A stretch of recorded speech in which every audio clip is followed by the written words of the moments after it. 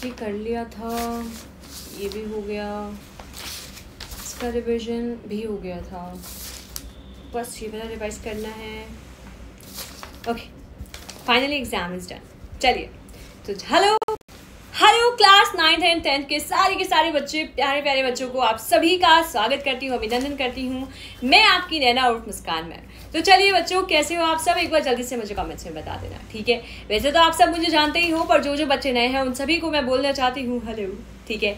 अभी देखिए बच्चे, हमारे पास हैं उदिता अवस्थी, जिनका क्वेश्चन था, इवन उनका एक रिक्वेस्ट था कि मैम प्लीज़ एक स्ट्रैटेजी वीडियो बनाइए, क्योंकि उनका एग्जाम है 12 सितंबर को। She is from 9th class और उनको बहुत टेंशन हो रहा है क्योंकि उनका प्रिपरेशन बहुत अच्छा नहीं चल रहा है उनके अकॉर्डिंगली, ठीक है। चलिए, तो बच्चों, हो सकता है कि तुम लोगों ने पूरा साल पढ़ा हो सकता है कि तुमने ना पढ़ा, ठीक है, लेकिन मिड टर्म्स तो आ ही रहे हैं और हम सब चाहते हैं कि हमारे जो मार्क्स हैं भैया, बढ़िया मार्क्स भी आ जाए, है ना। बेशक हमने कम पढ़ा हो या ज़्यादा पढ़ा हो, तो भैया जो भी बच्चे हैं जो किसी भी लेवल पे हैं, किसी भी स्पेस पे हैं अभी के टाइम के, कि भाई वो किस वजह से नहीं पढ़ पाए, क्या कुछ फैमिली इशू था या फिर कुछ भी हो सकता है, ठीक है।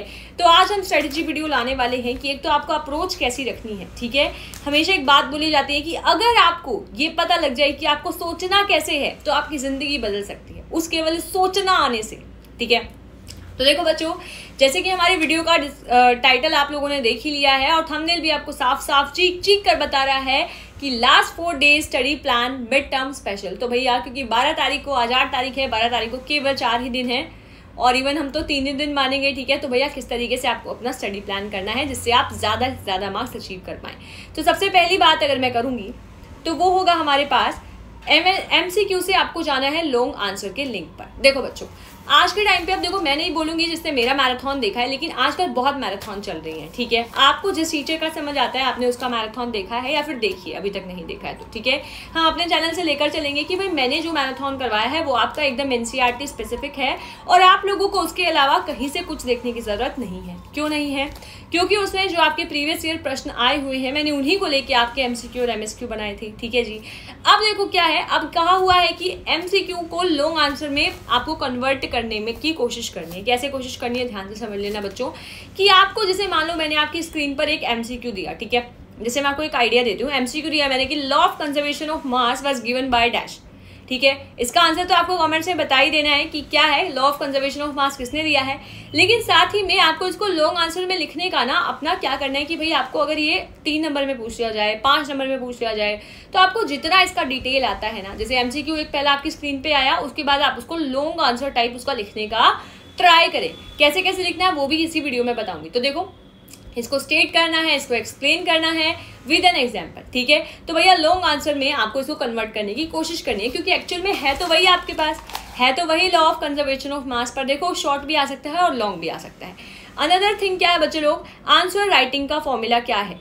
तो भैया देखो, कैसे आपको लॉन्ग आंसर्स या फिर शॉर्ट आंसर्स भी कैसे लिखने हैं अभी बताऊंगी। तो देखो, आंसर राइटिंग का एक बहुत बेसिक फॉर्मूला होता है और एक गुड़िया और थी, ऋषिका, शायद आज के ही लाइव सेशन में हमें बोल रही थी कि मैम हमारी क्लास टीचर को तो ये चाहिए कि भाई जो उन्होंने पढ़ाया है हम एग्जैक्टली वही लिख के आए, पर हमसे तो ना हो पाता ऐसा। तो बच्चों ध्यान से समझना, कौन सी चीजें हैं जो टीचर चाहता है कि जो उन्होंने पढ़ाई है वही तुम एग्जैक्ट लिख के आओ, और कौन सी चीजें तुम अपने शब्दों में लिख सकते हो। बहुत ध्यान से देख लेना बच्चों। जो डेफिनेशन या फिर जो स्टेटमेंट होती है बच्चों, जैसे अब आपका law of conservation of mass है, that is the mass can neither be created not be destroyed. अगर आप उसको अपनी लैंग्वेज में लिख कर आओगे तो हो सकता है आपके नंबर, डेफिनेट सी बात है, टीचर काट ले, क्योंकि बच्चों वो एक फैक्ट है ना, वो एक फैक्ट है। तो बच्चों जो डेफिनेशंस होती हैं, जो फैक्ट होती है, उसको क्लियर लिखना है as it is. NCERT line use करनी है, जैसे NCERT में लिखी हुई है उसको एज इट इज तुम्हें चिपका के आना है, ठीक है। अब ऐसा नहीं है कि तुम्हें याद नहीं है तो छोड़िए, आओ, नेगेटिव मार्किंग तो है नहीं, तो लिख के तो आपको आना ही है। लेकिन अगर स्टिल क्या है भैया, नहीं हो पा रहा है तो भी क्या है, कोई इश्यू नहीं है आपको उस टाइम पे भी, ठीक है। एक बार मैं अपना ऑडियो चेक करती हूँ, पता चले ऑडियो ही नहीं आ रहा है, ठीक है आ रहा है। अभी क्या है बच्चे लोग, नेक्स्ट है हमारे पास सेकेंड, कि डेफिनेशन लिखने के बाद अब आपको उसका एक्सप्लेनेशन लिखना होता है, ठीक है। अब जो वो एक्सप्लेनेशन वाला पार्ट है उसमें आपको कोई रटी रटाई चीज़ें लिखने की जरूरत नहीं है। डेफिनेशंस बहुत थोड़ी सी हैं और इम्पॉर्टेंट उससे भी थोड़ी सी हैं, ठीक है। तो भैया एक्सप्लेनेशन में भैया आपको 2 से 3 लाइन सिंपल अपने शब्दों में लिख देनी है, ठीक है जी, क्लियर हो जाएगी ये वाली चीज़ें। उसके बाद क्या है बच्चों, अब डायग्राम आ जाता है कि अगर फिजिक्स का बेसिकली या फिर बायोलॉजी का आपके पास डायग्राम होगा तो डायग्राम एग्जाम्पल है, तो भैया जहाँ हो सकता है फिजिक्स बायो में वहाँ पे डायग्राम भी बना और एग्जाम्पल एग्जाम्पल भी दो, ठीक है। अगर दोनों पॉसिबल है तो दोनों दो, डायग्राम नहीं है केवल एग्जाम्पल तो एग्जाम्पल पक्का से दो। और ऑल्सो छोड़ के कुछ भी नहीं आना है बच्चों पेपर में। क्यों नहीं छोड़ के आना है? क्योंकि नेगेटिव मार्किंग नहीं है ना। मैं अपनी क्लास में जो बच्चे क्लास लेते हैं उन्हें बहुत अच्छे से पता है कि मैं नेगेटिव मार्किंग भी करती हूँ, ठीक है। कि एक क्वेश्चन ठीक होगा तो बेशक से 1 नंबर आए, लेकिन अगर एक क्वेश्चन गलत होता है तो 1.5 नंबर कटता है। पर तुम्हारे पेपर में तो ऐसा कुछ है नहीं, ठीक है। तो भैया इसीलिए क्या है, सारे प्रश्न अटेम्प्ट करके आना। नेक्स्ट क्या है हमारे पास, ट्रिक। अब ट्रिक क्या है कि भाई 2 नंबर का प्रश्न भी आ सकता है, 3 नंबर का भी और 5 नंबर का भी। तो 2 नंबर के प्रश्न को कैसे लिखोगे, डेफिनेशन लिख देना और 1 लाइन में एग्जाम्पल बता देना। 3 मार्क के प्रश्न को कैसे लिखोगे बच्चों, डेफिनेशन दे देना, एक्सप्लेनेशन लिख देना और छोटा बहुत एग्जाम्पल तो लिख देना, ठीक है, चलेगा। 5 मार्क का अगर प्रश्न आ जाए बच्चों तो प्रॉपर डेफिनेशन लिखना, इसमें एक्सप्लेनेशन छोटी लिख देना, लेकिन इसमें एक्सप्लेनेशन आपको प्रॉपर एक्सप्लेनेशन बड़ी लिखनी पड़ेगी और एग्जाम्पल विद डायग्राम आपको बनाना ही पड़ेगा 5 नंबर वाले प्रश्न में, अगर डायग्राम है और वेल लेबल डायग्राम। इसीलिए जो इंपॉर्टेंट डायग्राम्स है वो पक्का से देख कर जाना। ऑल्सो क्या है बच्चों, मैंने सोचा है आप लोगों के लिए अभी जो बाकी के आपके 3 दिन हैं उनमें मैं आपके फिजिक्स, केमिस्ट्री और बायोलॉजी का अलग अलग से मैराथन ले लूंगी, जिससे आपकी साइंस की प्रॉपर तैयारी हो जाएगी 12 सितंबर तक। तुम्हें उसी मैराथन के ड्यूरिंग जो एमसीक्यू मैं करवा रही हूँ उसका आपको लॉन्ग फॉर्म आंसर लिखने की कोशिश करनी है, जिससे क्या हो जाए आप पेपर के लिए एकदम 100% तैयार हो जाओ। अब अगली चीज क्या है बच्चों, लाइव प्रैक्टिस एक्टिविटी, ठीक है। तो लाइव प्रैक्टिस एक्टिविटी क्या है, वही मैं जो आपको बता रही हूँ कि मान लो मैंने एमसीक्यू पूछा which process is used to separate cream from milk, तो आप लोगों ने बता दिया कि मैडम सेंट्रीफ्यूगेशन हो गया। लेकिन अब आफ्टर लाइव क्लास आपको क्या करना है, इसको कन्वर्ट करना है कि भाई सेंट्रीफ्यूगेशन को अगर मैं बढ़ा चढ़ा के लिखना चाहूँ तो कैसे लिख सकता हूँ कि भाई centrifugation is a method used to separate cream from the milk. Also करा क्या जाता है कि भैया ये डिफरेंस इन डेंसिटीज के बेसिस पे पार्टिकल्स को इसमें अलग किया जाता है। ऑल्सो क्या है बच्चों, मिल्क को बहुत स्पीड से रोटेट किया जाता है और क्रीम को सेपरेट कर लिया जाता है, ठीक है। लाइटर कंपोनेंट जो होता है बच्चों, cream separate as lighter component की तरह से क्रीम सेपरेट हो जाती है और मिल्क क्या है वो रह जाता है, ठीक है। तो जैसे हम लोग मक्खन निकालते हैं, तो देखो किस तरीके से आपने देखा कि भाई कितना छोटा सा एमसीक्यू जो आपको सेंट्रीफ्यूगेशन बताता है, आपने कितनी इजीली से अपने शब्दों में उसको कन्वर्ट कर लिया। क्लियर ये वाली चीज। इसके बाद है फॉर वीक या फिर लेट स्टार्टर्स के लिए, भैया जो भी बच्चों ने लेट स्टार्ट किया है, जिनको बहुत ज्यादा रिजल्ट आउट आ रहा है बच्चों, टॉप 20 एमसीक्यू पर चैप्टर अच्छे से कर लो। क्या लिखा हुआ है, टॉप 20 एमसीक्यू करके जाओ बस। आप बोलोगे मैडम ऐसी कैसी बात है, मैंने बताया ना, टॉप 20 एमसीक्यू का आंसर भी आपको लिख के आना है। लेकिन प्लीज एक ऐसे चैनल पे जाना जहां पे उन्होंने बोर्ड स्पेसिफिक डाल रखा हो। मेरे से पढ़ रहे हो तो बहुत वेल एंड गुड है, एकदम बोर्ड स्पेसिफिक डाल रखा है आपको जो आपके प्रीवियस ईयर में आया हुआ है। लेकिन अगर आप किसी और चैनल से पढ़ के इस तरीके के कार्य कर रहे हो तो भैया देख लेना बस, जो एमसीक्यू है वो उन्होंने प्रॉपर एनसीईआरटी बेस्ड और जो आपके पीवाईक्यूज हैं उनके रिलेटेड ही बनाए हुए हो, ठीक है। तो भैया ये जो 20 एमसीक्यू पर चैप्टर हैं अच्छे से, ये क्या करेंगे हम अभी 9 से 9, 10, 11 3 दिन हमारे क्या हो जाएंगे बच्चों, इन तीनों दिन हम फिजिक्स, केमिस्ट्री, बायोलॉजी का महा मैराथन लेकर आएंगे आप लोगों के लिए, ठीक है। वही रहेगा आप लोगों का 3 बजे के आसपास का टाइम रहेगा, ठीक है। तो भैया आपको तीनों के तीनों सब्जेक्ट्स के हर एक चैप्टर से 20 एमसीक्यू पर चैप्टर लेकर आऊंगी, ठीक है। मैं तो 10 एमसीक्यू 10 एमएसक्यू लेकर आऊंगी क्योंकि आपको फिर उससे और भी अच्छी तैयारी हो जाएगी, ठीक है।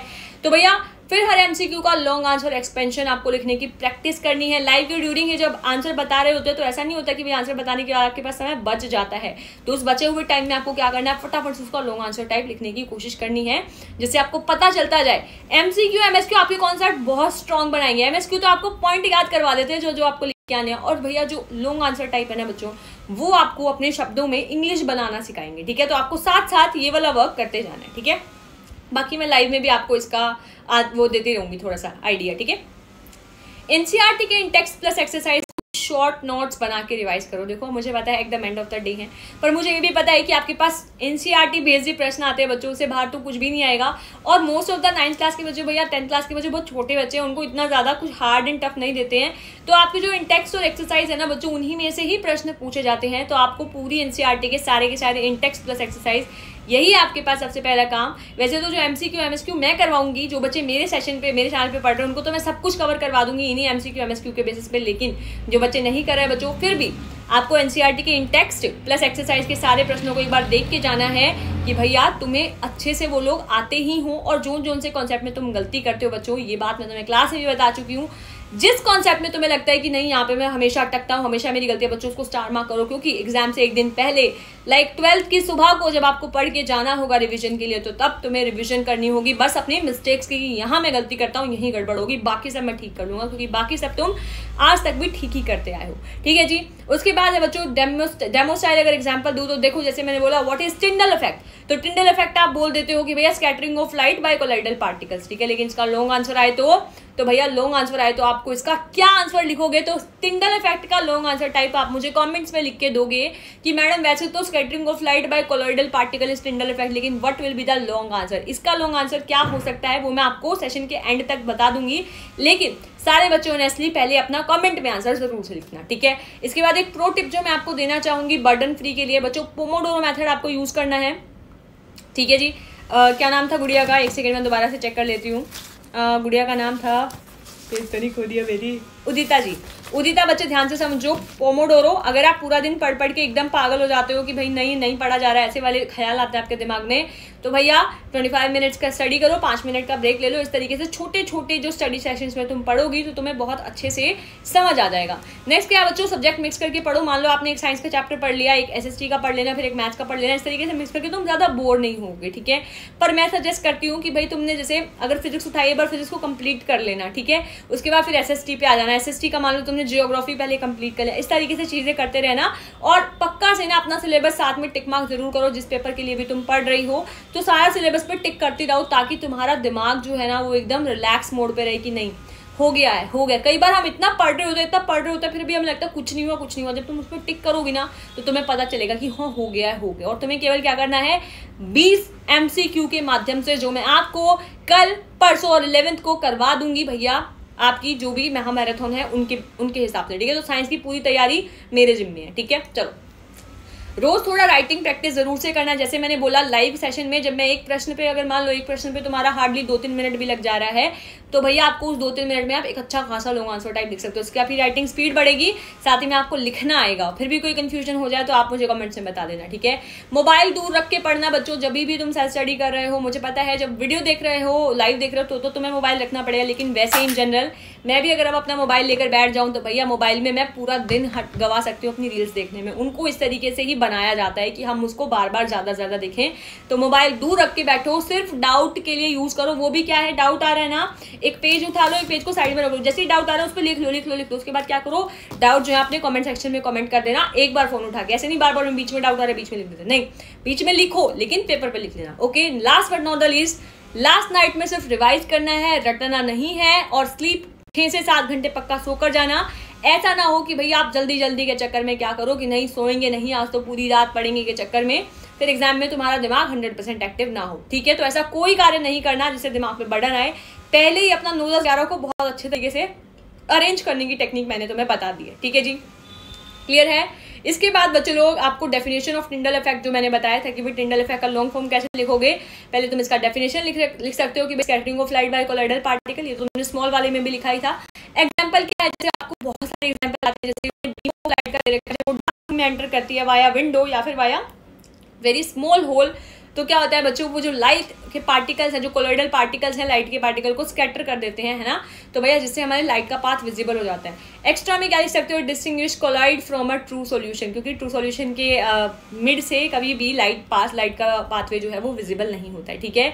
आई होप आप लोगों को ये सेशन जो है बच्चों लोग हेल्पफुल लगा हो, और आई होप इसके बाद उदिता जी आपकी थोड़ी सी टेंशन जरूर से कम हो गई होगी।